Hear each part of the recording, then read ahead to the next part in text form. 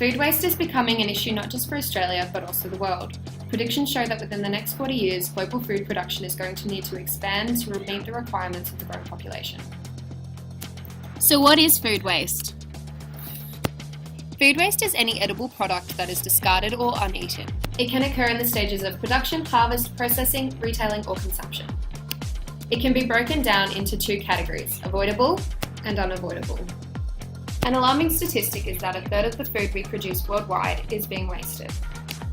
And even more shockingly, a significant portion of this food isn't even reaching our supermarket shelves.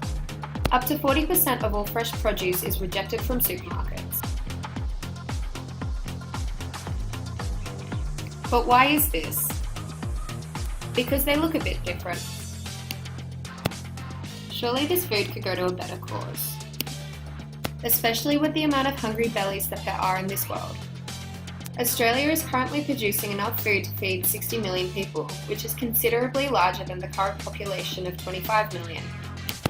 Yet 2 million people depended on food relief services in 2016. And it is also really expensive. Households in New South Wales contribute 800,000 tonnes of food waste into landfill each year. This comes to roughly $10 billion nationally, or $3,800 per household on wasted food products. That's your hard-earned money going straight in the trash. And our landfill zones are filling up rapidly. On average, each household throws away 345 kilos of food. So what are the challenges? Food production and consumption is a complex system, and there's a lack of infrastructure for the alternative treatment of food waste. There's also little consumer awareness regarding the severity of the issue. There is a combination of factors that play a role in household waste management. High levels of individuals are facing food insecurity, and waste products could be put to better use. An increasing urgency is needed to develop a better solution to landfill, as the problem is only going to increase. These are our guiding theories. The theory of planned behaviour. This is based on people's intentions to dispose of recyclable waste properly and take part in effective food waste management practices.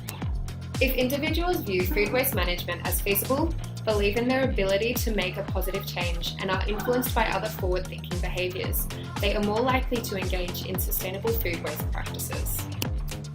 Subjective norms and attitudes play the largest role in predicting an individual or collective intention. Negligent attitudes may be, why do I bother if no one else does? Or, I don't waste that much. Forward thinking may be, everyone is recycling, maybe I should too. To change people's intentions, we need support from farmers, supermarket authorities, consumers, and government. The social ecological model. To tackle the problem, we need collective involvement from farm to fork. The diffusion of innovation. Our early adopters are suppliers, processors, legislators, and their role is to change the way food is distributed and sold. We will be focusing on the New South Wales market. Due to the problems stated earlier, we will be targeting the major supermarkets and their authorities. These have been chosen due to their large influence over the grocery market and their reach to consumers. The Australian government will be targeted because of their heavy influence over the food industry, and campaigns will pressure them to change legislation.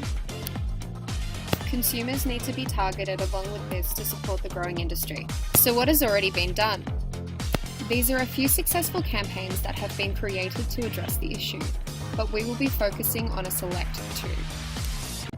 Love Food, Hate Waste was a UK-based campaign that helps influence individual change. This campaign spread internationally and has made an impact on multiple countries.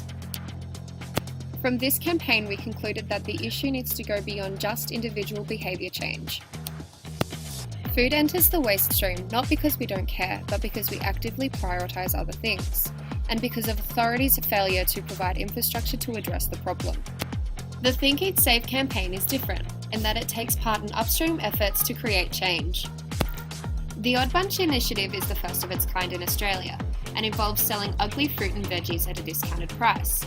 This allows for the level of avoidable waste to be reduced while simultaneously helping to fill hungry tummies with nutritional foods. It provides opportunities for traditionally unappealing fruits and vegetables to be sold that would have previously been disposed of. This highlights how fixing the food waste issue involves everyone collectively.